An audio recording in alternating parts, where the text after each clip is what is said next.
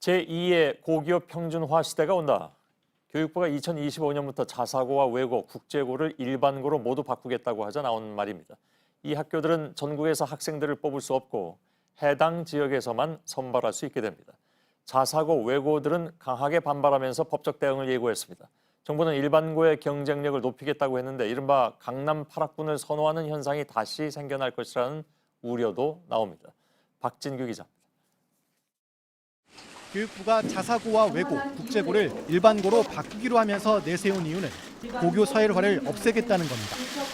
스스로 일반고 전환을 신청한 자사고를 빼면 전국 자사고 38곳, 외고 30곳, 국제고 7곳으로 총 75곳이 대상입니다. 이들 학교 학생은 전체 고등학생의 4%에 불과하지만 우수한 학생을 싹쓸이한다는 비판을 받아왔습니다. 일반고로 바꿔 학생 선발과 모집 방식을 바꾸는 건데 특히 전국에서 학생을 뽑아온 자사고 가운데 서울 하나고와 전북 상산고는 추천 방식으로 해당 지역 학생만 모집하게 되고 강원 민족사관고는 강원 지역 학생만 뽑을 수 있습니다. 교육부는 공주 한일고, 익산고 등 농어촌 자율학교로 전국에서 학생을 뽑아온 일반고 49개 학교도 지역에서만 학생을 선발하기로 했습니다. 다만 외고, 국제고의 경우 학교 이름은 그대로 쓰고 외국어 중심 교육도 지금처럼 할 수 있다고 설명했습니다. 우수한 학생들이 기회를 못 갖게 되는 거 아니냐 이런 우려를 하시는 것으로 알고 있는데 그 학교가 집중해서 특성화해서 운영하고자 했었던 교육과정들은 그대로 운영. 이와 함께 앞으로 5년간 2조 원 이상을 들여 일반고의 질을 높이기로 했습니다. 하지만 예산을 어떻게 마련할지에 관한 구체적인 계획은 나오지 않았습니다. 6년 뒤 정책이 실현될지도 불투명합니다. 사회적 합의가 이루어지지 않는 한 정부가 바뀌면 언제든 다시 뒤집힐 수 있다는 관측이 나옵니다. JTBC 박진규입니다. 일반고로 바뀌는 학교들은 강하게 반발하고 있습니다. 교육 폭거라는 말까지 나왔는데 법적 대응을 예고하고 있어서 대규모 소송으로 이어질 수도 있습니다. 이자연 기자입니다. 교육부 방침이 나오자 자사고들은 거세게 반발했습니다. 자사고 일괄 폐지는 교육 정책의 일괄성을 훼손하는 밀어붙이기식 교육 폭거입니다. 넉 달 전 자사고 평가에서 탈락한 학교들이 일제히 행정소송을 냈는데 이번엔 외고와 국제고까지 대상이라 파장이 더 클 것으로 보입니다. 자사고들은 곧바로 헌법소원을 예고했습니다. 자사고와 특목고들만이 아닙니다. 전국에서 학생을 받던 일반고들도 당혹스럽긴 마찬가지입니다. 충남 공주의 한일고등학교의 경우 지금까지 정원의 70%를 지역 밖에서 뽑아왔는데 6년 뒤부턴 충남 지역 학생들만 받을 수 있습니다. 이런 전국 단위 일반고들도 함께 법적 대응에 나설지 논의 중입니다. 교육부는 위헌 여부에 대해선 법적 검토를 마쳤다며 문제가 없을 것으로 보고 있습니다. 한편 교육계 반응도 엇갈렸습니다. 전교조는 교육부가 고교 서열화의 심각성을 인정했다며 환영한다고 밝혔지만 한국교원단체 총연합회는 교육의 다양성을 포기한 것이라며 비판했습니다. JTBC 이자연입니다. 2부를 시작하겠습니다. 예고해드린 대로 2부에서 곧바로 유은혜 부총리와 인터뷰를 진행하겠습니다. 아시는 것처럼 교육부가 현재 초등학교 4학년이 고등학교에 들어가는 2025년부터 자사고와 외고를 모두 일반고로 바꾸기로 했죠. 교육의 기회가 공정하지 않다는 문제 제기에 대한 하나의 답으로 제시를 했지만 앞서 1부에서 전해드린 것처럼 반발도 만만치가 않습니다. 지금 국회에 나가 있는 유은혜 사회부총리 겸 교육부 장관을 잠깐 국회로 연결하겠습니다. 안녕하셨습니까? 부총리님 오랜만입니다. 예, 안녕하세요. 오랜만에 뵙습니다. 예. 자, 당초 계획은 특목고들이 목적에 맞게 잘 운영하는지를 평가해서 단계적으로 전환한다 이런 것이었는데 지금 나온 계획을 보면 2024년까지는 그러면 평가도 없고 바로 25년에 모두 일반고로 바꾸게 된다는 것이죠. 그 이유는 뭐라고 설명하시겠습니까? 교육에 있어서의 불공정성을 신속하게 해결해달라 이런 국민적 요구가 굉장히 컸고요. 예. 저희가 올해 그 자사고에 대한 그 운영성과 평가를 했는데요. 14개 학교를 했는데 그 과정에서 굉장히 사회적 갈등이 컸고 예. 또 이후에 소송이나 이런 법률적인 문제들이 제기되면서 정책의 실효성이 굉장히 시간이 걸리는 것으로 진단을 했습니다. 예. 그래서 이런 내년에도 또 저희가 그 운영성과 평가를 해야 되는데요. 이런 예. 사회적 갈등이나 논란들을 최소화하는 것이 필요하다고 판단을 했고요. 그래서 시행령 개정을 통해서 일괄 전환하는 것으로 그렇게 정책 결정을 했습니다. 예. 자사고 또 외고 유지를 바라는 쪽도 분명히 있을 것이고 아시겠지만 이미 헌법소원 예. 등을 예고한 상태이기 때문에 그리고 지금 아까 말씀하신 것처럼 네.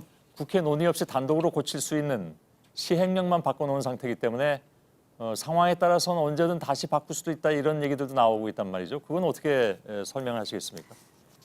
지금까지는 일정 학교가 우수한 학생들을 선점해서 특화된 교육과정을 운영하는 것으로 지금까지 고교 체제가 운영이 되었다면 예. 앞으로 미래 교육을 준비하는 데 있어서는 일반 고등학교의 모든 학생 한 명 한 명이 굉장히 소중하고 그 학생들 한 명 한 명에 필요한 다양한 교육 프로그램들을 일반 고등학교에서도 지금의 이런 특목고처럼 교육과정을 운영하겠다는 것이거든요. 예, 그게 예. 이제 고교 학점제이고 그래서 지금 자사고나 외고, 국제고를 보내는 학생들, 이제 학생들의 부모님들이 굉장히 걱정하시거나 우려하시는 거는 사실 그렇게 크게 걱정하지 않으셔도 된다. 저는 이제 감히 좀 이렇게 말씀을 드리고 싶고 예. 소송이나 이런 헌법 소원들도 있을 수 있다고는 생각합니다만 제가 지금 말씀드렸던 미래 교육으로 우리 교육 체제를 바꿔나가기 위한 출발점이라는 점에서 예. 정책의 방향에 대한 충분한 설명과 또 이해를 구하는 과정이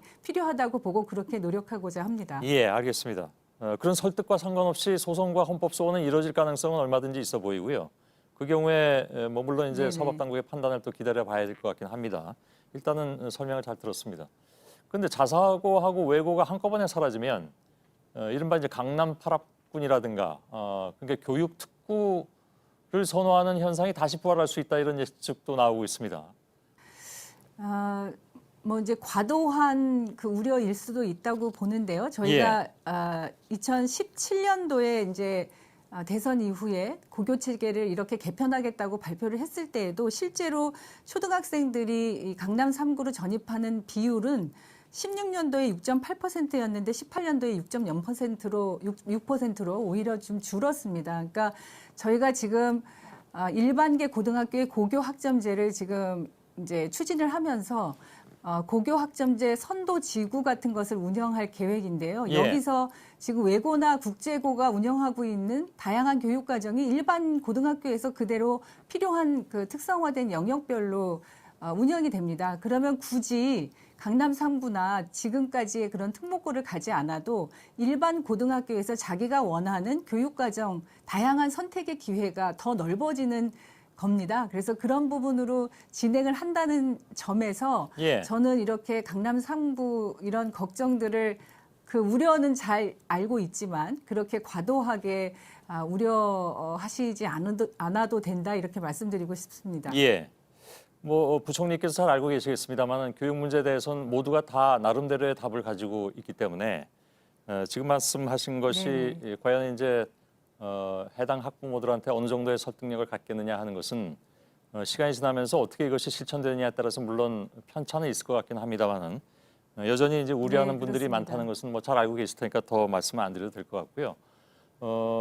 엊그제 네. 발표한 학종 실태 조사 결과를 놓고 사실 좀 논란이 있습니다. 그러니까 근데 특히 이게 이제 그 정시 확대 근거로 좀 무리하게 조사가 진행된 것이 아니냐 하는 얘기들도 나오고 있습니다. 어떻게 반론하시겠습니까?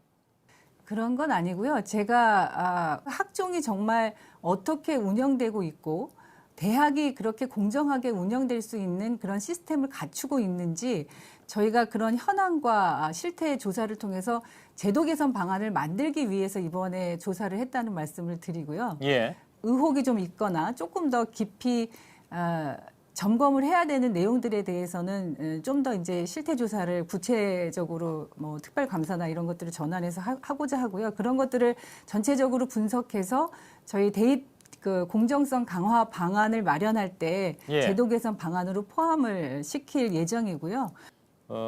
지금 정시 확대 대상은 서울의 일부 대학들로 한정돼 있습니다. 이 말은 이제 기존 권고안 30% 이상에서 40 내지 50%로 권고선을 올릴 수도 있다라는 얘기를 해석해도 될까요? 왜냐하면 지금 대학 입학처장들은 반대 입장을 낸 사람들도 많이 있어서 그 협의는 어떻게 되고 있습니까?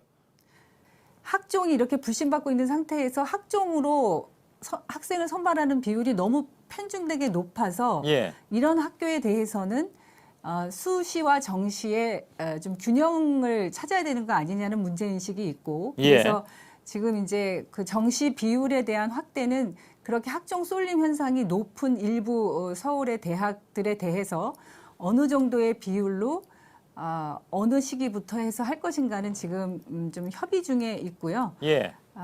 그리고 이제 작년에 이미 이제 사회적 합의를 이룬 부분이 있기 때문에 그런 것들은 존중해서 가야 된다고 생각하고 있습니다. 예. 한 가지만 더 질문드리겠습니다. 정시 확대가 오히려 사교육에 유리한 고소득층이 반기는 정책이다. 이런 우려가 굉장히 많이 나오고 있습니다. 부총리의 생각은 어떠십니까?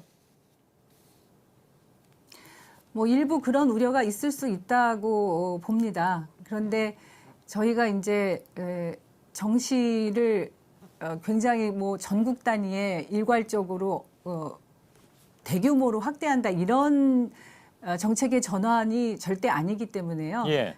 뭐 반론을 가지고 계신 분들도 많이 계실 것 같아서 나중에 기회 되면 그 반론도 듣도록 하겠습니다. 오늘 유은혜 사회부총리 겸 교육부 장관과 잠깐 인터뷰했습니다.